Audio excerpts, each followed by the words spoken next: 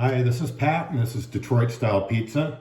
I've made this maybe 3 or 4 times, and I'm just going to show how to make the dough. That seems to be the part that people have the most difficulty with. So already in the bowl, I have 2.5 cups of flour. And just to point out, the recipe, in addition to being on YouTube, is also on allrecipes.com if you just do a search for Detroit Pizza. So I need to measure out first 1 cup of warm water, and this is to proof the yeast. So I'm just going to measure out 1 cup of water.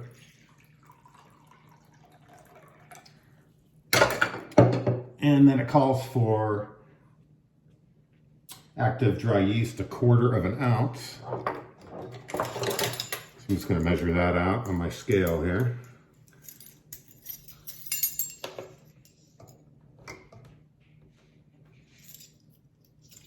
So 1/4 of an ounce.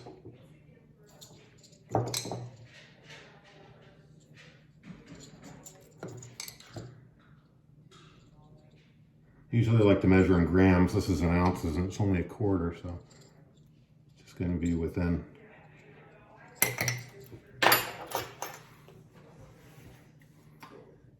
Okay, and they usually ask for sugar in addition to the yeast. I'm just going to add a little bit of sugar into the water because yeast loves sugar. It's a good way to proof it. And I'm just going to dissolve I did maybe 1/4 of a teaspoon of sugar into the water.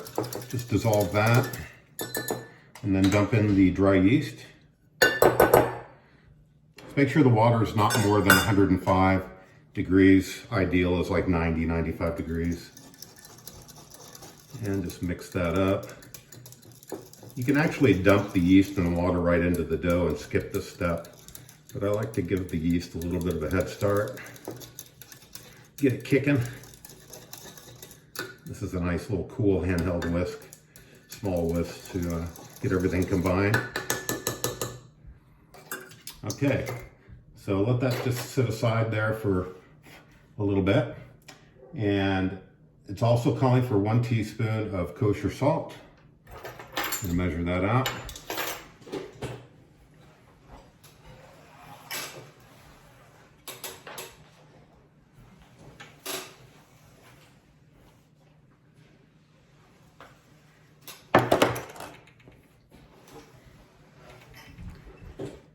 Okay, so 1 teaspoon kosher salt. And I see a lot of cooking videos and they just dump everything in a pile. I like to distribute it out. I don't know if it makes that big of a difference, but I like to kind of distribute it out. And then I just have the recipe open on my iPad.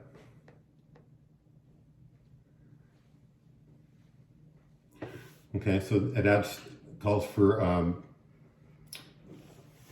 the recipe calls for 3 teaspoons of olive oil, but just 2 teaspoons at the moment. And then the rest goes into the pan.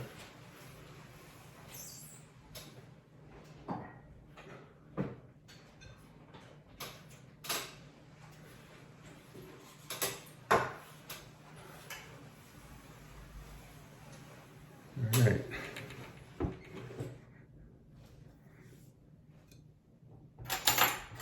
A couple teaspoons oil.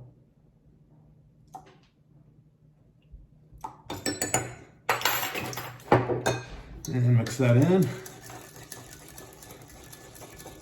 It's my first time doing a video on cooking, so excuse me for being a little bit unorganized. And it actually does call for a teaspoon of white sugar, so I've already put that in. Add another pinch. So go by the recipe. This is more of a method video on just how to make the dough. So once you have the flour and the salt and sugar in the bowl, the dry ingredients, I like to just give that a quick mix before I dump the water in. Then I make a little well in the center. Okay, and then I'm just going to dump my yeast water in there. And then grab a whisk. I have this kind of a Danish style whisk, but any whisk will do, or even a spoon or fork. And you just want to start combining this. You're going to get it to the point where it's kind of like a shaggy dough. You're not going to mix this all up in the bowl. You're going to get it combined just to the point where you can turn it out onto the work surface. Just combine that like that. Just get it to the point before you can get your hands in there. This is the funnest part. It's getting your hands dirty, so make sure your hands are obviously clean. Hot water and soap before you get them in there. And then just take the excess flour off of the whisk. Has an awesome smell. Kind of reminds me of home brewing days. And I just get my hand in there and sort of use my fist to punch it down a little bit. You just want to try to bring that all together. See all this dry stuff on the bottom? You just want to keep pushing it towards that and just squeezing it, and punching it down. And this is only going to take maybe 3 or 4 minutes before you get this to a smooth consistency.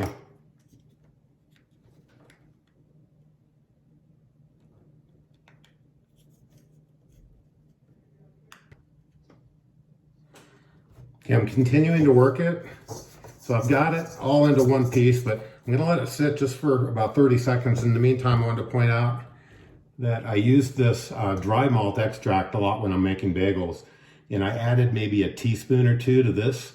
It just makes the dough rise a lot more and generally healthy. It's used in brewing, but it's just basically a dry malt powder. It's totally optional, but I found if I add just a little bit, like a teaspoon or 2, it really makes the dough puff up more. So I'm gonna keep working this dough. I've worked it for maybe 2 minutes, letting it sit just here for another minute or so. I'm gonna start working it again and until it gets to a smooth consistency, and I'll come back when it gets to that point and I'll let you know about how long it takes. Okay, so I've got it now to a consistency where once I rolled it around, it pretty much took all the dry little bits off of the bottom of the bowl. So I just turned it out onto this surface. And at this point, I'm just going to continue to work it. I do want to point out though, when I first started working it in the bowl, it was dry. And that's probably because I did add a few teaspoons of the dry malt powder.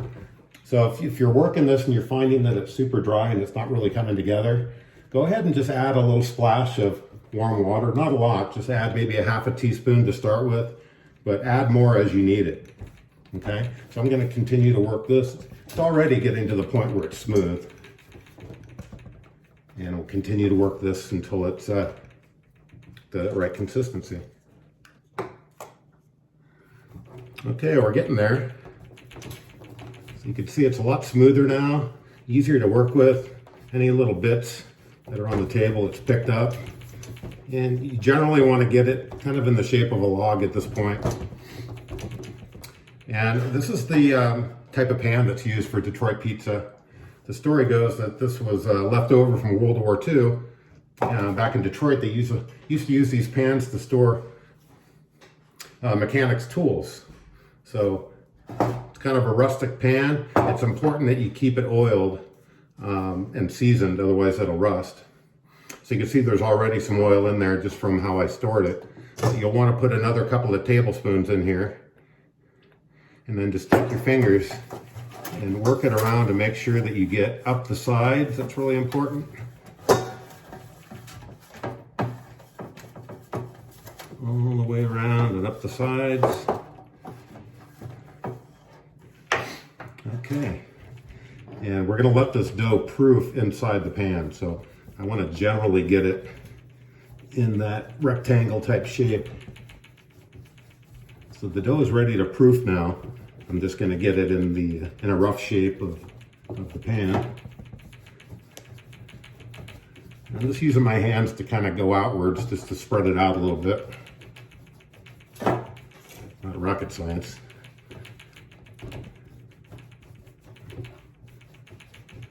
And if you're finding that the dough is being challenging, you can always just stop. You literally just let it rest for like 30 seconds and come back to it. what's happening is the flour is continuing to absorb the water or the moisture of the dough. So as you leave it, it'll become easier to work. Okay. So I'm pulling it apart, almost like you're making a baguette. It's pretty easy once you've done it a few times. Okay, I'm going to put that in the pan. Push it down a little bit. Now it's going to proof, and this thing is going to puff up and become a lot bigger. At that point, I'm going to spread it throughout the pan. It's now ready to proof. And you can see the consistency is much smoother. I think it took a total of maybe 5 minutes working it. You can use a stand mixer for this, but I kind of like working it with the hands. It's not that hard, and you can really feel the dough and feel when it's ready. So we'll come back, it needs to proof for about an hour. Come back after an hour. I'm gonna cover this up just with a dish towel and just make sure this is in a spot that's either warm or not too cold. And sometimes I even put a little bit of the oil with my hands on top of the dough. You don't want the dough to form a tough crust on it. Okay. Now we're just going to let it rest for about an hour.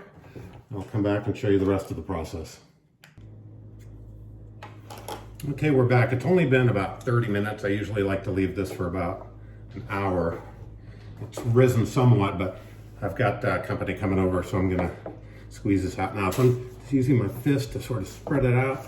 You can see it's definitely got some air pockets in it now. So you're just going to spread this to fit the pan now.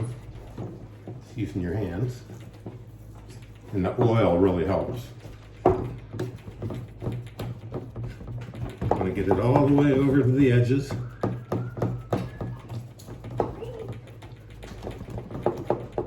Okay. Just try to get it as even as possible. How's that? Good enough for this neighborhood, right? Okay. Now, this is like a reverse pizza, because the toppings go on before the cheese. So distribute all of the toppings. In this case, I'm doing a Hawaiian ham and pineapple. Get those spread out as much as you can. Pineapple.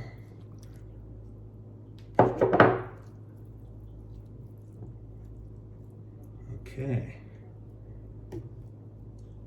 Now I use a combination of mozzarella and the Kirkland Mexican cheese. The recipe calls for brick cheese, which is unique to sort of the Wisconsin, upper Midwest area, but this works just as good. And I don't measure, I just distribute it out nice and evenly. The important thing is that you get cheese all along the edges. I'm going to do a little bit of layer of the Mexican cheese first, and then we'll go with the mozzarella. And I don't measure this out. I just eye it. I do put quite a bit of mozzarella on though. So I first distribute it, and I'm kind of putting it towards the side. The key is that it gets on the side, so that the cheese fats kind of drip down along the edge and give you that nice crust. It's the best part of this pizza. It's not something you want to be making every week. There's quite a bit of fat in this pizza, but it's a great special occasion pizza. So I'm sort of making sure that we've got a lot built up along the side so we get that crispy crust. And the last thing is to add the pizza sauce on the top. Now, you make this comfortable for your own personal preferences. A lot of times I like to add hot red pepper flakes onto this, but I know that we're celebrating my sister's birthday. My mom's coming over, and not everybody likes spicy. But the sauce that I made, this marinara sauce that was pre-made, it was basically just tomato sauce, tomato paste, quite a bit of garlic powder, some oregano and basil. And again, just make it comfortable for your own taste. And like they do at Buddy's in Detroit, you want to come down just with a strip of sauce. And we're gonna do 3 of those.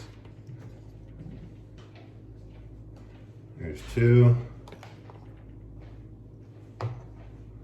And 3. And that's it. We have the oven preheating to 550 degrees. And we'll pop it in the oven and be back to show you the results. Okay, the pizza's about to go in the oven. The modification of it. 550 degrees. 550 degrees for 15 minutes. All right, fresh out of the oven. A little bit of smoke involved, but there it is. Here comes the ejection technique. Look at that. Like a boss. Notice how those edges are nice and crispy from the cheese.